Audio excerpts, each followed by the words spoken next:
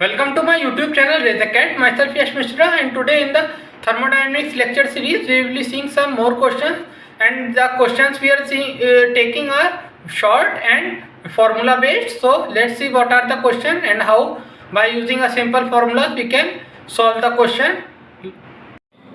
So here in this question thermal efficiency is given as 0.45, okay, and it rejects heat at 500 kilojoule per kg, and what is the heat received we have to determine. Okay, so we will use the formula thermal efficiency is equals to work about output upon work input. Okay, so for a particular cycle neta will be defined as 1 minus q rejected upon q input. Okay, so for a particular cycle this efficiency was given as 0.45.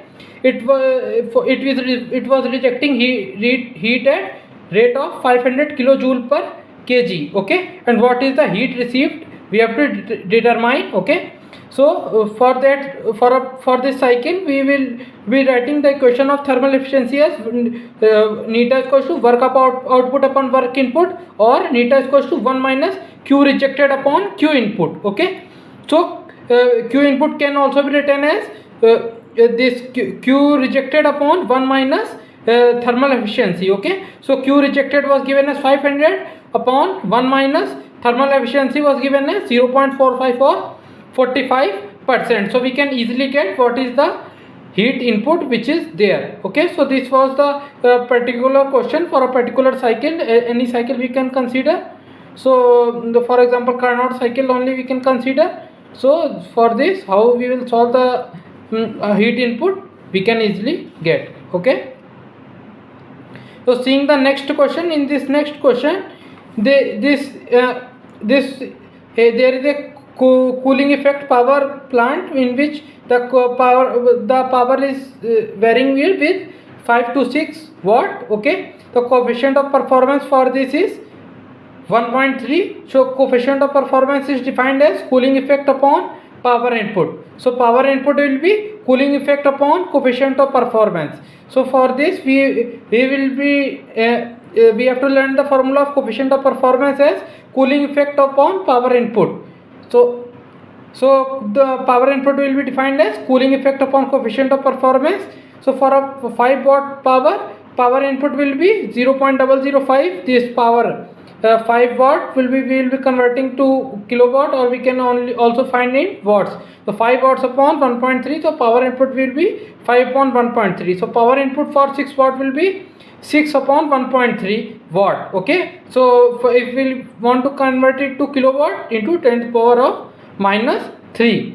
Okay, so how this power input is defined, cooling effect upon coefficient of performance. Okay, so like this we can find the power input. Okay, so seeing the next question, there is a energy station whose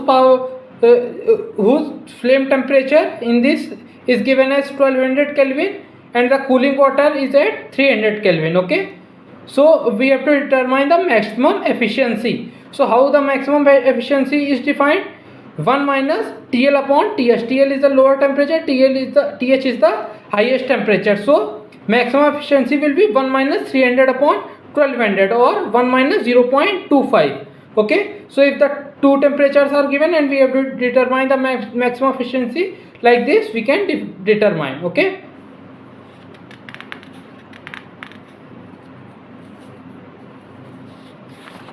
so seeing the next question, in this the heat amount of 100 kilojoule is transferred from heat reservoir at 1200 Kelvin to a cold reservoir at 600 Kelvin. Okay, and we have to calculate the total change in the entropy. Okay, so there was a particular heat reservoir at 1200 Kelvin, cold one was at 600 Kelvin, and the heat amount was 600 kilojoule which was transferred. Okay, and we have to calculate the change in entropy. Okay, so how the change in entropy is defined? Change in entropy is defined as the total change in entropy, or delta S hot plus delta S cold. Okay, so delta S reservoir is defined as Q by T. So delta S hot will be Q, which is 100 kilojoule, and 1200, because so, and it will be with the negative sign. Okay, and delta S cold will be Q by T. Q is 100 kilojoule upon T is 600 Kelvin. It will be in the plus sign.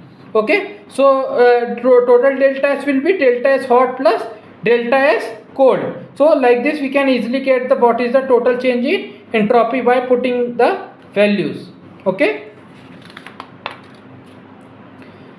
so in the here is the next question, in which nitrogen gas is at 120 kilopascal, temperature is 30 degrees Celsius, which is compressed to 600 kilopascal, and we have to calculate the maximum work, minimum work to compress this air to from 100 kilopascal to 600 kilopascal. So work is defined as Cp by R into T2 minus T1. So this we have to remember. Okay, the work done is defined as Cp by R into T2 minus T1, and we know for an adiabatic process T2 is equals to T1 P2 by P1 to the power of gamma minus 1 by gamma. And for that gamma, how we will define? Gamma is equals to Cp by Cv.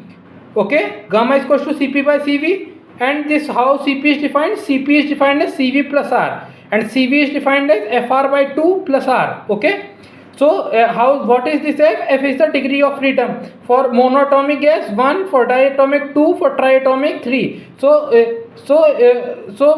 for the nitrogen it will be the value of F will be 3. Okay, so 3R by 2 plus R, so 5R by 2. So 5R by 2 upon 5R by 2 upon 3R by 2. So 5 by 3. So gamma will be 1.6. Okay, so gamma will be 1.6. So T2 will be 30 plus 273 into 600 by 120 into to the power of 1.6 minus 1 upon 1.6.